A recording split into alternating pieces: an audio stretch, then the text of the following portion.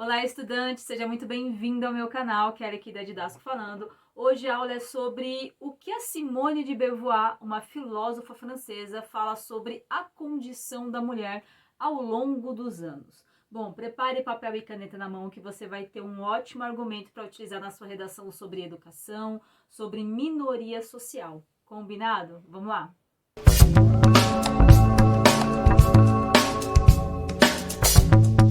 Bom, vamos falar então de Simone de Beauvoir, tá? Essa filósofa francesa, nascida em 1908, faleceu em 1986, ou seja, aquele período todo do século XX ali, a maior parte, ela vivenciou e ela analisou a condição dessa mulher. Para você ter ideia, ela começa ali, uma das frases mais emblemáticas dela desse livro é que não se nasce mulher, torna-se mulher. Vamos entender essa frase que ela é de grande impacto e ela merece um pouquinho de reflexão.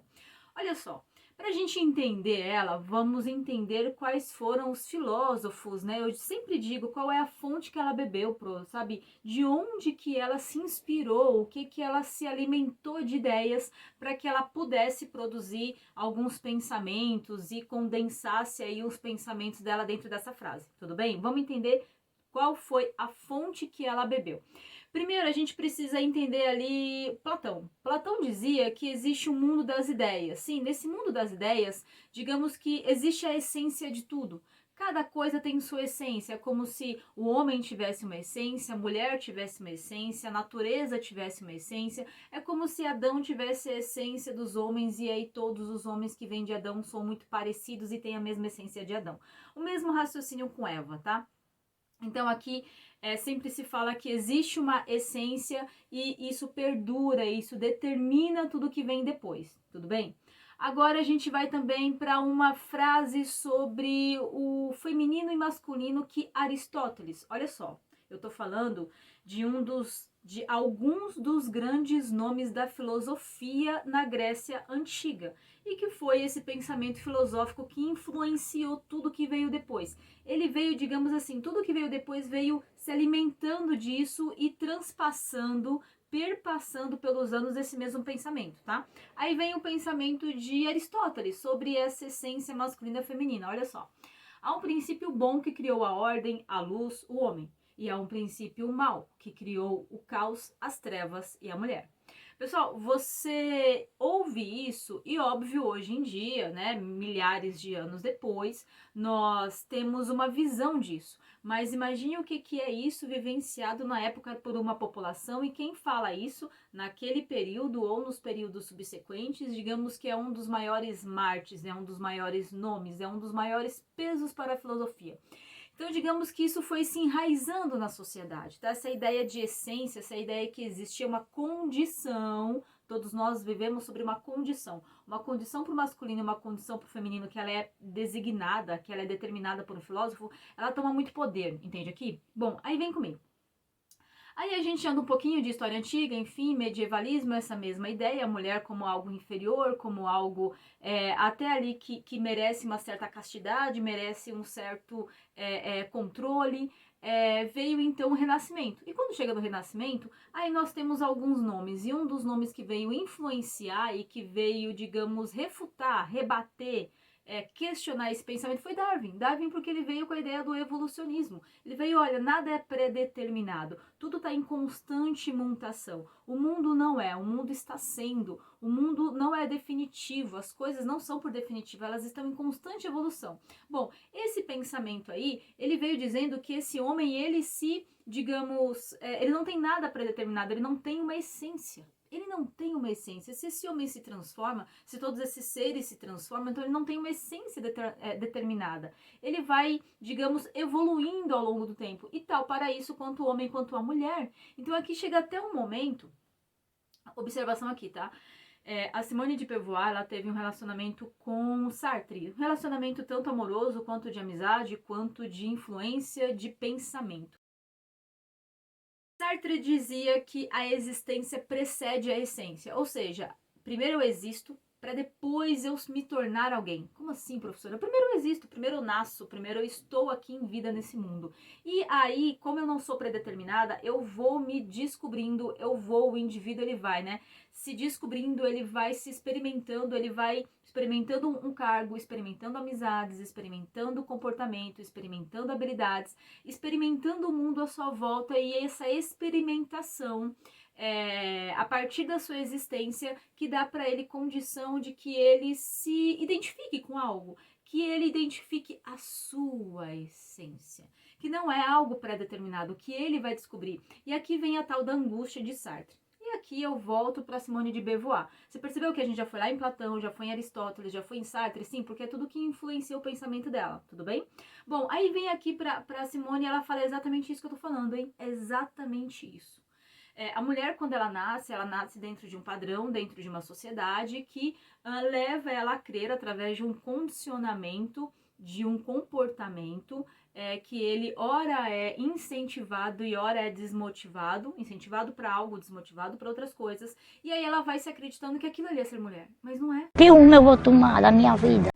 Não é, porque a partir do momento que ela tem liberdade, que ela vai experimentando outras coisas, ela vai criando gostos por algo e não se identificando por outras coisas que achavam que era para ela, aí ela vai descobrindo a essência dela, aí ela vai se tornando indivíduo, aí ela vai se tornando mulher.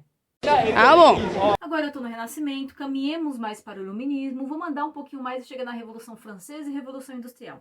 Aí ela fala, neste momento a mulher ela está indo para o mundo, ela está saindo desse ambiente privado, desse ambiente doméstico, em que ela tinha uma função pré-determinada, e agora ela está indo para o mundo e se conhecendo, experimentando e trabalhando e votando. Quando ela vai para esse mundo, cria até uma certa angústia, sabe uma angústia de quando você está descobrindo o que você gosta, o que você não gosta? Ou então quando você ainda não sabe direito o que você quer, o que você gosta, com o que você se identifica, mas você sabe exatamente aquilo com o que você não se identifica, aquilo que você não quer mais. Essa é a tal da angústia que Sartre fala lá no livro dele, e ela vem aqui de novo nas ideias dela também reforçar esse conceito.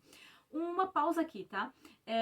Eu falei lá de Aristóteles, eu quero falar aqui uma outra frase muito importante de Aristóteles que influenciou bastante o pensamento da Grécia Antiga e principalmente do medievo ali. Aristóteles dizia que, ele fazia uma comparação, para me entender, antes de Cristo, enfim, pouco conhecimento de ciência, de biologia, né?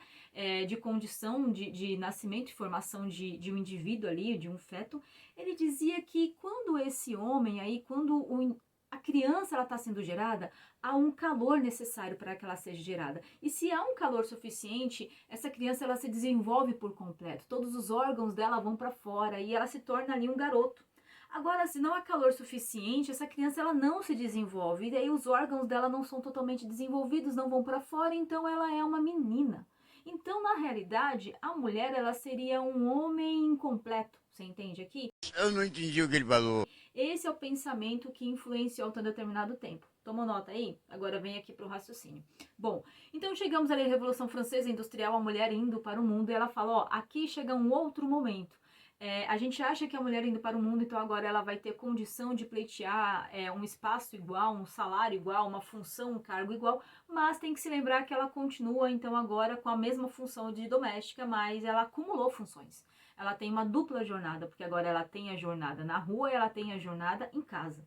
E ainda pode se pegar a terceira jornada, porque principalmente aqui, ainda hoje é um pouco, ainda tem um pensamento muito enraizado nisso na maioria da população, mas principalmente ali século XVIII, século XIX, a mulher ainda era a principal responsável pela educação dos filhos. O homem tinha que ir ali prover, colocar alimento em casa, mas cabia à mulher educar, orientar, acompanhar, instruir, todo o acompanhamento diário com essa criança. Então aqui a gente tem 3 funções. Então a Simone fala, olha a condição da mulher. Ela nunca vai, neste momento aqui, com essa condição, se equiparar ao homem no mercado de trabalho. Não tem ambiente suficiente para ela nisso. Tem até um conceito que chama de ambiência, tá, pessoal? Que o ambiente, ele molda o seu comportamento. Ele não determina, mas ele influencia consideravelmente. Óbvio que se você levanta cedo, sei lá, do seu momento que você dorme até o momento que você acorda, a sua única preocupação exclusiva seja o trabalho, seja uma função, é diferente do momento que você dorme até do momento que você acorda até o momento que você dorme,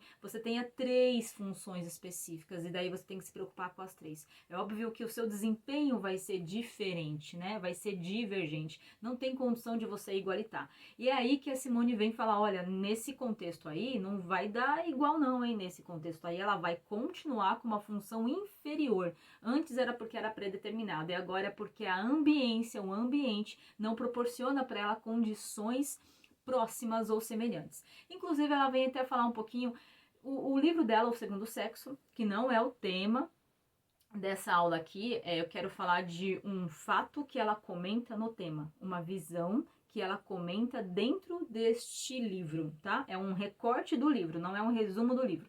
Que ela vem falar nesse livro, ela vem estudar toda a questão da biologia, que até mesmo para a biologia a mulher ainda é inferior, porque ela é mais fraca que o homem, que esses momentos que as ciências colocaram a mulher como a ideia de comparação mesmo, não que cada um tenha a sua atividade ali, de que comparar ela com o ser inferior, no momento também que os negros foram escravizados, tinha uma ideia que a própria religião colocava um motivo para aquilo, que os negros eram sem alma, também eram inferior e poderia ser escravizado.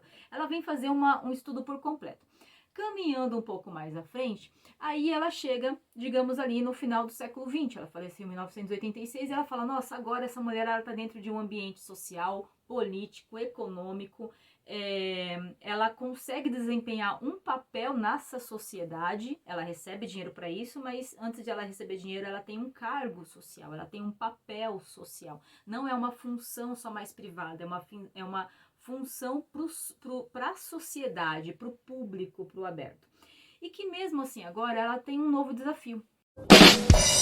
Como que ela vai organizar todas essas tarefas, como ela vai organizar todas essas atividades para que ela tenha a condição de tentar se igualar, de achar condição, cargo social, remuneração, ocupação, espaço igual ao dos homens. Bom, e aqui eu tenho 2 observações para te falar, tá? Ela até comenta dentro desse livro, será que Van Gogh e Franz Kafka, eles seriam esses personagens tão conhecidos e tão vangloriados se eles tivessem nascido mulheres? Se tivessem todos os talentos, tivessem nascido no mesmo local, se tivessem as mesmas condições, os mesmos pensamentos, mas se fossem mulheres, teriam essa mesma exposição e ocupariam esse mesmo cenário nas artes? Aí eu até quero fazer, comparando com isso, né, tem um pensamento muito aproximado da Virginia Woolf, no livro dela Um Teto Todo Seu. Livro Um Teto Todo Seu, da Virginia Woolf. Google aí. Ela faz uma observação dentro do livro dela, questionando, né, o escritor inglês, britânico aí, Shakespeare. Por que Shakespeare? O que Machado de Assis é na literatura brasileira, um gênio da literatura brasileira, mas é o nosso, digamos, é o nosso Shakespeare para os britânicos, entende aqui? Porque o Shakespeare também é o gênio da escritura e dramaturgia lá. E ela fala, será mesmo que se Shakespeare tivesse nascido mulher e tivesse as mesmas ideias e as mesmas produções e os mesmos comportamentos, ele também seria tão vangloriado quanto uma mulher? Será que teria o mesmo cenário e o mesmo espaço social se nascesse mulher? É esse questionamento que ela faz. Você entendeu, velho? E é um devir, né? É algo que fica muito em aberto, porque não dá para se negar ou afirmar por completo, dada a condição da mulher que vem ocupando ao longo do tempo. Última observação aqui. Ela fala que essa mulher, antes de ela ser vista como feminina, como gênero fêmea, ela deve ser vista como indivíduo. Que a história ela coloca muito um gênero neutro. A ideia de quando a gente fala os homens, o ser humano, a gente remete muito à ideia de uma completude de homem e de mulher. Mas ela fala que quando a gente generaliza, a gente não especifica. Então essa mulher ela não é vista como indivíduo dentro dessa sociedade, ela é vista sempre como a função da fêmea. Tudo que se equipara a dividir as atividades, vai se dividir as atividades olhando a mulher como fêmea. Então como ela fosse um indivíduo que intelectualmente, cognitivamente, comportamental, as suas habilidades sejam iguais às dos homens em determinadas funções e que ela deveria ocupar as mesmas funções e ser vista da mesma forma, mas ela não é. toda a separação e organização social, coloca ela como um gênero definido de fêmea e coloca o homem como até uma ideia neutra de um indivíduo. E depois é que você vai diferenciar esse homem em algumas questões aí como masculino. Olha o que ela fala aqui nesse ponto, tá? Bom, então resumindo a nossa ideia aqui sobre a condição da mulher para ela fala que nenhuma mulher nasce mulher, que ela vai se tornando, ela vai se identificando, ela cria uma angústia no determinado ponto que ela sai de uma pré-determinação, que ela tem a opção de escolher fora daquela ambiência que ela nasce, e que quando ela vai experimentando esse mundo, ela vai abandonando algumas condições e, digamos, abraçando outras condições, que agora sim ela se identifica, agora ela vê essência, agora ela se conhece, então agora ela se torna uma mulher. E que não necessariamente essa mulher ela é definida só porque ela tem ovários, só porque ela até fala isso, só porque ela veste uma saia rosa cheia de frufru, ou porque ela é muito feminina. Não, ela fala que ela se faz mulher do seu modo, na sua condição, e não na condição que predeterminam ela. Bem louco! Interessante aqui, né? Bom, fechando o nosso assunto, você tem aí temas sobre minoria social ou então educação, porque quando ela fala que essa mulher ela tem liberdade de ir conhecer o mundo e experienciar as suas habilidades, os seus comportamentos, os seus gostos, a sua identidade, é a ideia da informação, seja ela uma informação acadêmica ou seja uma informação de mundo, seja um conhecimento acadêmico, escolar, de ensino regular, ou seja, um conhecimento de mundo, de vivência. Ela ter essa liberdade, esse canal para se conhecer. Veja se fez sentido para você. Bom, pessoal, agora sim, muito obrigada por hoje. Compartilhe esse vídeo para aquele amigo, para aquela amiga, que você sabe que estava precisando ir bem na prova também, que você sabe que estava precisando melhorar a argumentação e o repertório na redação, que você sabe que vai se interessar pelo assunto e vai ter um outro ponto de vista sobre alguns tópicos que a Simone de Beauvoir fala. Passa também para ele, tá bom? E claro, comenta aqui qual conteúdo, qual ideia, qual temática que você achou mais interessante dentro desse vídeo. Se tiver alguma sugestão de outro tema, com certeza eu vou fazer. Coloque aqui nos comentários, fica o meu compromisso de elaborar esse vídeo conforme a sua sugestão, tá bom? Pessoal, agora sim, muito obrigada por hoje. Espero mesmo ter colaborado e vai lá, gabarita essa prova.